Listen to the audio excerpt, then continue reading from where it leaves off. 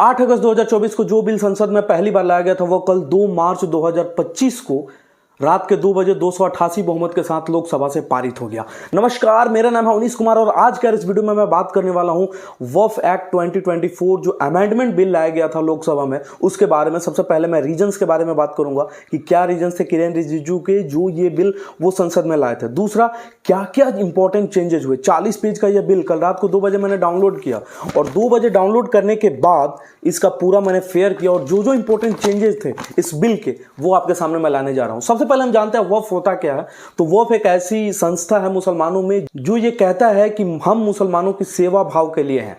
अब इसमें होता क्या है कि जो भी व्यक्ति एक मुसलमान है या किसी भी तरीके का व्यक्ति अगर ये कहता है कि मैं अपनी प्रॉपर्टी मुसलमान भाइयों की सेवा के लिए देना चाहता हूं, वो अपनी प्रॉपर्टी वक्फ को लिख देता है। सबसे पहली बार इसे अंग्रेजों ने 1933 में लाया था और इसको संवैधानिक शक्तियां दे दी थी उस समय में। लेकिन भारतीय संविधान में इसको जो शक्ति मिली असली वो 1993 और 1995 एक्ट में मिली।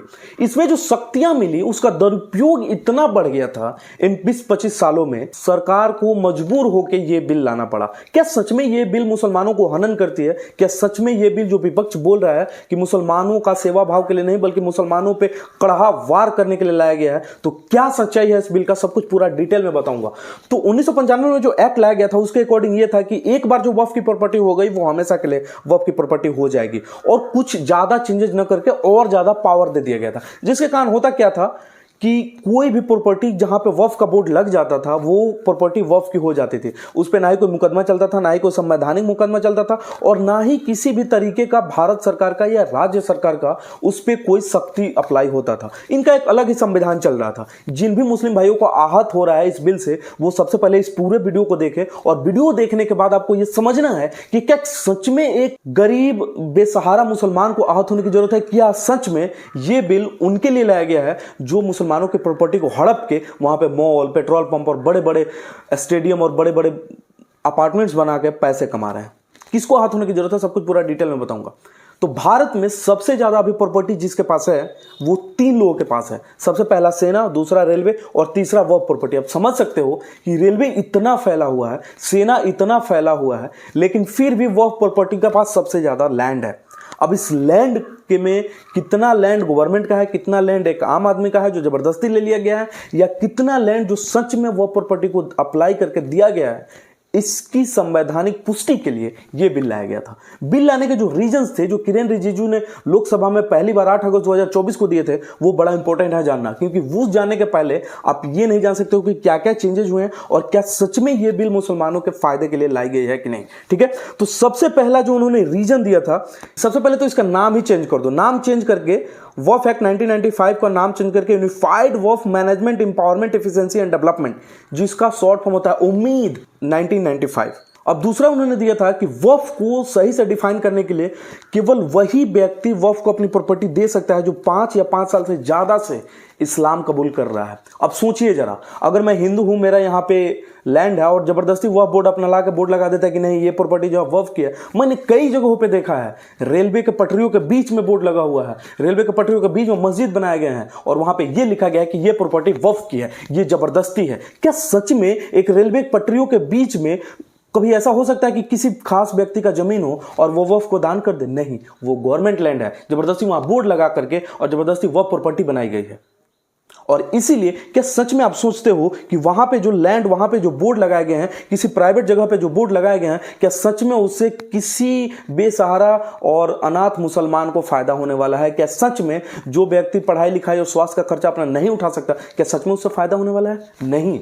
उससे फायदा किसको होने वाला है? जो उस पद में, बड़े बड़े पद में बैठे हैं। अब पटना में एक बार लालू प्रसाद यादव जो अपने समय में जब विधानसभा में जो अपना भाषण दे रहे थे, उन्होंने ये भी कहा था, जहां पे मुस्लिम समाज का सबसे ज्यादा वोट बैंक है, उनका ये कहना था कि बहुत जगह पे, प्राइम जगहों पे लैंड जो है वक्फ ले ली है और वहां पे बड़े बड़े अपार्टमेंट्स बन गए हैं।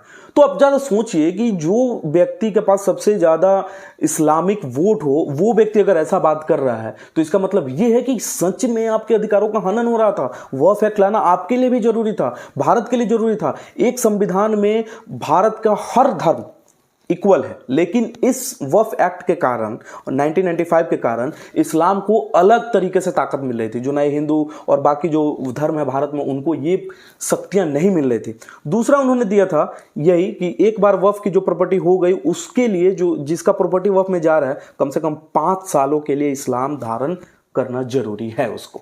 इनका अगला कारण था कि जितने भी लैंड है उसको दिखाओ कि क्या सच में वो आपकी प्रॉपर्टी है, क्या सच में जबरदस्ती तो नहीं हड़पा गया, क्या सच में वो गवर्नमेंट प्रॉपर्टी तो वक्फ के द्वारा जबरदस्ती नहीं हड़पा गया। इसमें दिक्कत क्या है भाई? अगर आप सच्चे हैं, अगर आपका सारा प्रॉपर्टी आपका अपना है, अगर मेरा प्रॉपर्टी यहां पे है तो मैं डरूंगा क्यों? सर्वे हो रहा है, मैं अपना कागज दिखाऊंगा, भाई ये मेरा कागज है और इस कारण से लोग मुझे ये वक्फ प्रॉपर्टी मुझे दी है। तो क्या दिक्कत है इसमें? सीए भी जब लाया गया तो विपक्ष ने यही कहा था कि भारतीय मुसलमानों के अधिकारों का हनन होगा, उनसे जो है सिटीजनशिप छीन लिया जाएगा। कितने मुसलमान 2 साल लगभग सीए पारित हुए हुए, कितने मुसलमानों को आहत हुई और कितने मुसलमानों का सिटीजनशिप चला गया है? सोचने वाली बात है। विपक्ष हर जो बात कहता है वो सही नहीं होता है। मोदी सरकार हर जो चीज लाती है मुसलमानों के खिलाफ नहीं होती है। मोदी सरकार हर जो चीज लाती है वो भारत के खिलाफ नहीं होती है। हाँ, कुछ वादे हैं जो उनके पूरे नहीं हुए हैं, उनके बारे में अलग वीडियो में मैं बात कर चुका हूं, लेकिन ये वीडियो में मैं प्रशंसा इसलिए कर रहा हूं कि सच में यहां पे वक्फ प्रॉपर्टी और ये बिल लाना बहुत ही इंपॉर्टेंट था। अगला जो उनका रीजन था कि किसी भी तरीके के जितने भी लैंड है उनका कहीं भी डेटाबेस में कहीं भी इसका ब्यौरा नहीं है। कितना इससे इनकम आता है इसका भी ब्यौरा नहीं है, और कितने लोग इसमें काम करते हैं इसका भी ब्यौरा नहीं है, और उस जगह का कहां कहां यूज हो रहा है इसका भी ब्यौरा नहीं है। क्या गलत कहा था भाई? किस मुसलमान को इससे घाटा हो रहा है? अगर ये चीजें आपके नजर में आ जाए कि वो प्रॉपर्टी के पास इतना लैंड है, इतना पैसा आ रहा है और आप पे कितना खर्च कर रही है वक्फ, तो क्या दिक्कत है?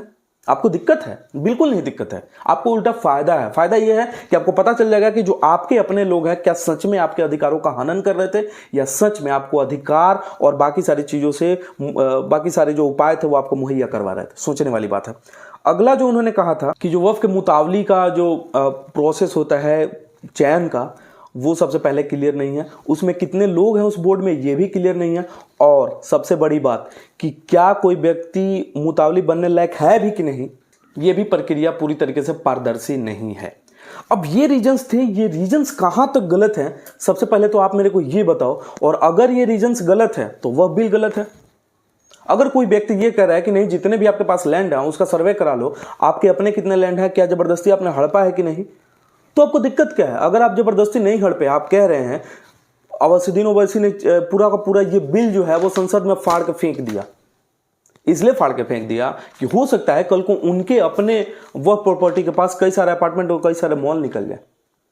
इससे जो गरीब मुसलमान है, इससे जो वैसे मुसलमान जिनको सच में उससे फायदा होने वाला था, वो अगर फायदा नहीं हो रहा है, उनको आहत होने की जरूरत नहीं है। आहत होने की उनको जरूरत है जो वक्फ का 1% भी हिस्सा अपने पर्सनल यूज के लिए उपयोग कर रहे हैं। कई जगह पे पटना में ही, लालू प्रसाद यादव के अकॉर्डिंग पटना में ही कई जगह पे वक्फ वाले लोग अपना अपार्टमेंट बना के और भाड़ा कमा रहे हैं। कहां तक सही है? किस मुसलमान को इससे फायदा होने जा रहा है? जो बड़े बड़े पदवी पे लोग बैठे हैं, केवल उन्हीं को फायदा होने जा रहा है। तो अब मैं बात करने वाला हूं जो अमेंडमेंट्स हुए हैं, क्या सच में वो अमेंडमेंट्स आपके हेल्प के लिए हैं कि नहीं?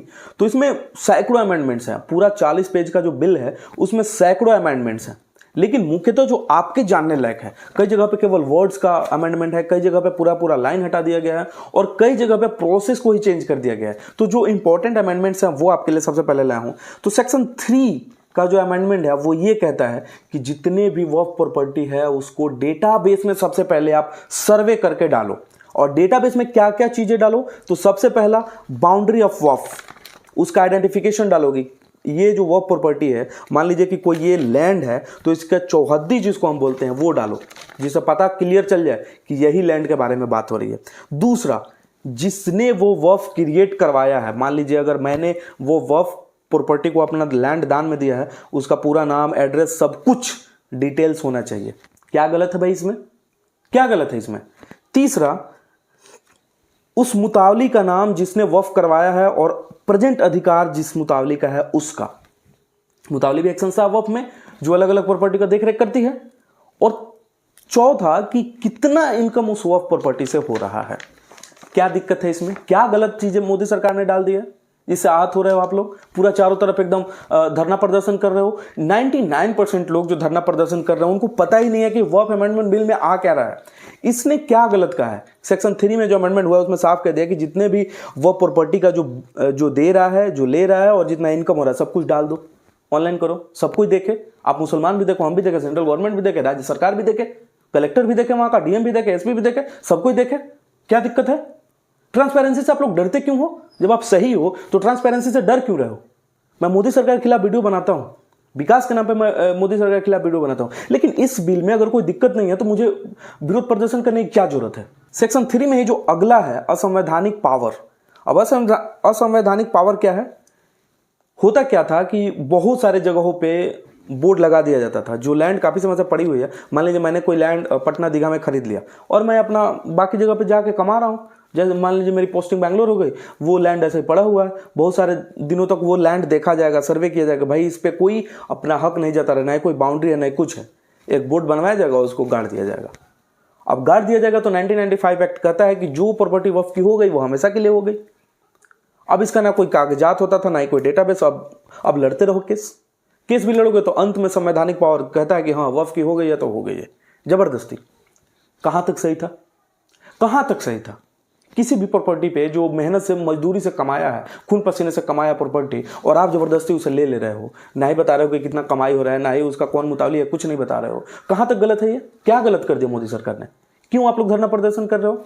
अगला जो इसी सेक्शन 3 में अगला जो अमेंडमेंट ये हुआ है कि अगर कोई गवर्नमेंट प्रॉपर्टी इसमें ले लिया गया है, अगर कोई गवर्नमेंट प्रॉपर्टी वक्फ के द्वारा ले ली गई है तो उस पे कानूनन कार्रवाई होगा। और कानूनन कार्रवाई ये होगा, सबसे पहले कलेक्टर को एक रिपोर्ट बनानी पड़ेगी, और कलेक्टर रिपोर्ट में ये पाया गया कि वो प्रॉपर्टी या तो स्टेट की है या सेंट्रल गवर्नमेंट की है, तो वक्फ के राइट को हटा के गवर्नमेंट को उसकी प्रॉपर्टी दे दी जाएगी। क्या गलत है? अब मान लीजिए यहाँ पे कोई रेलवे का जगह है या कोई हॉस्पिटल का जगह है, उस पर जबरदस्ती वक्फ का बोर्ड लगा हुआ है और वो असली में प्रॉपर्टी वक्फ को नहीं बल्कि उस गवर्नमेंट की है, तो गवर्नमेंट को वापस मिल जाएगी। तो क्या दिक्कत है कोई प्रॉब्लम आपको? बिल्कुल नहीं। सबसे पहले आप बिल तो पढ़ो यार, डायरेक्ट धरना प्रदर्शन पे निकल जाना, और आपको जो भड़काने वाले लोग हैं उनका घाटा हो रहा है, आपका घाटा नहीं हो रहा है। सोचने वाली बात है। सरकार ऑलरेडी आपको चीजें दे रही है, तो अलग से ये झूठ मूठ का वो बोर्ड बना के आपकी जो अधिकारों का हनन हो रहा है, आपके अधिकारों के नाम पे जो लूट खसोट हो रही थी उसको तो खत्म किया है मोदी सरकार ने। क्या दिक्कत कर दिया भाई? क्यों इतना हड़कंप मचा है? और क्यों ओवैसी ओवैसी को अगर फायदा नहीं है इसमें, अगर किसी भी तरीके का अगर घाटा वो गिनवा दें तब फाड़े बिल को, राहुल गांधी तब फाड़े बिल को, तब मजा आएगा।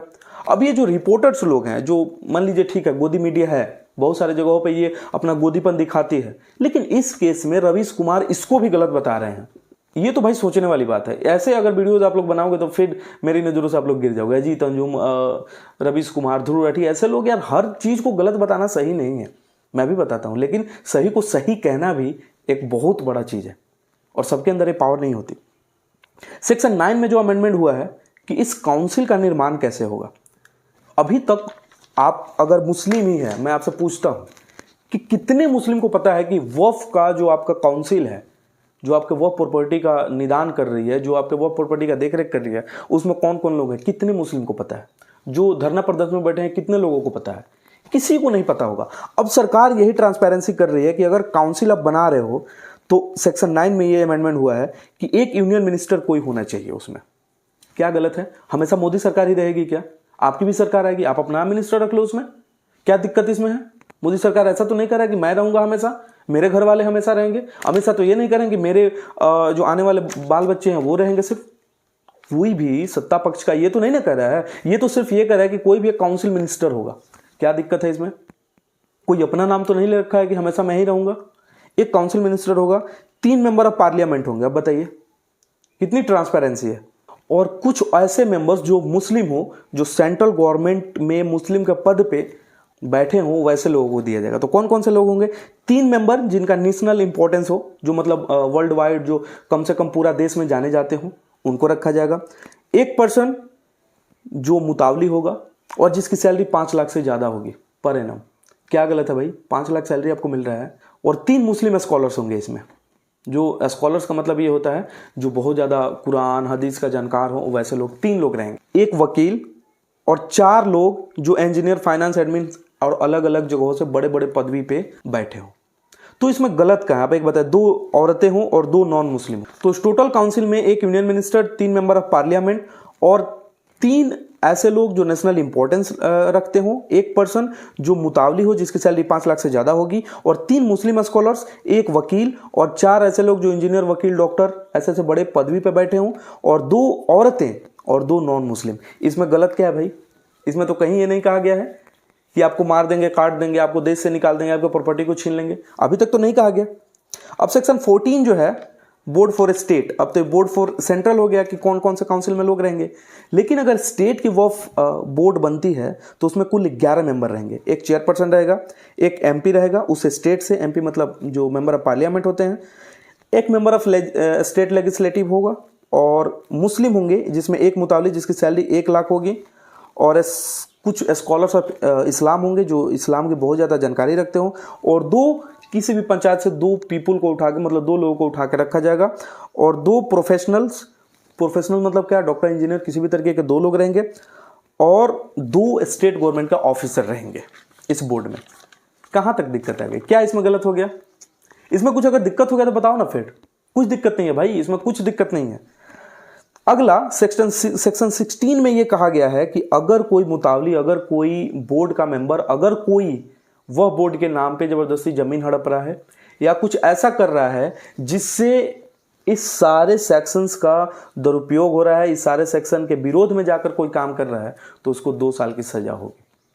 इसमें कहाँ कहा गया है कि वह प्रॉपर्टी को हम छीन लेंगे, वो प्रॉपर्टी को हम धराशायी कर देंगे? बस थोड़ी मोड़ी जो अच्छी चेंजेस थी उसी को तो लाया गया है।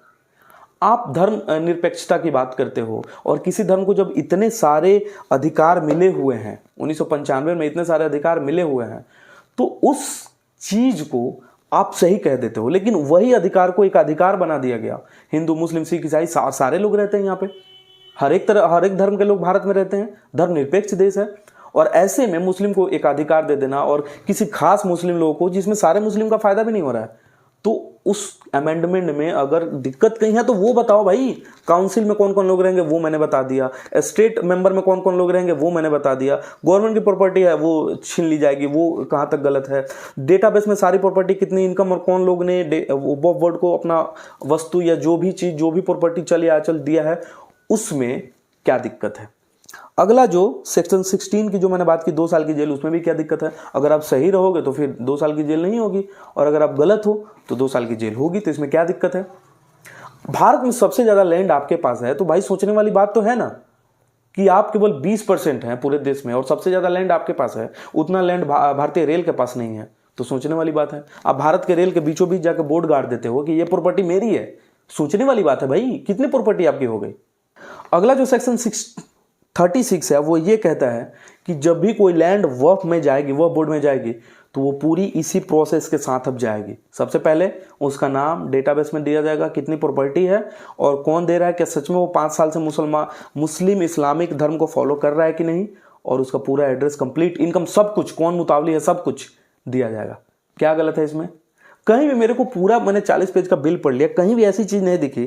मैं कटघरे में, सच में मैं मोदी सरकार को सच में कटघरे में लेना चाहता था कि इस बिल में कुछ ऐसा दिख जाए जिससे मोदी सरकार को मैं कटघरे में ले लूं, क्योंकि सत्ता पक्ष में कटघरे में लेना हमारा फर्ज है। लेकिन मुझे दिखा ही नहीं भाई, सच में नहीं दिखा। अच्छा बिल लगा मुझे। अब आगे जो सेक्शन 50A है, जो नया इसमें ऐड किया गया है, वो ये कहता है कि पहले क्या होता था, किसी भी लोग को मुतावली बना दिया जाता था। अब होता ये था कि मान लीजिए 4-5 लोगों की बोर्ड है, और इसी के जान पहचान के जो इस चीज़ों को लीक ना करे, जिससे उनका भी फायदा हो जाए, ऐसे लोगों को मुतावली बना दिया जाए। लेकिन अब ये कहा गया है कि मुतावली बनने के लिए कम से कम आपको 20 साल से उम्र से ज़्यादा होना चाहिए। दूसरा, आपका माइंड जो है कम से कम स्थिर होना चाहिए, आप पागल नहीं होने चाहिए, ठीक है। तीसरा ये कहता है कि किसी भी तरीके के डिस्प्यूट में आप फंसे नहीं होने, किसी भी केस या किसी भी जो लाइव केस चल रहा है उस एक्टिव केसेस, किसी भी इस तरीके का चीज़ नहीं होना चाहिए। और ये भी कहता है कि अगर आप जेल गए हो तो 2 साल से ज़्यादा जेल भी नहीं गए होने चाहिए, और पहले आप मुतावली नहीं, ऐसा नहीं होना चाहिए कि पहले भी आप मुतावली थे और फिर मुतावली अब बन गए, ऐसा भी नहीं होना चाहिए। तो इसमें क्या गलत है? इतना सारा चीज़ है, कम से कम 7, 8, 10 चीज़ें जो मैंने बताई, इसमें क्या दिक्कत है भाई?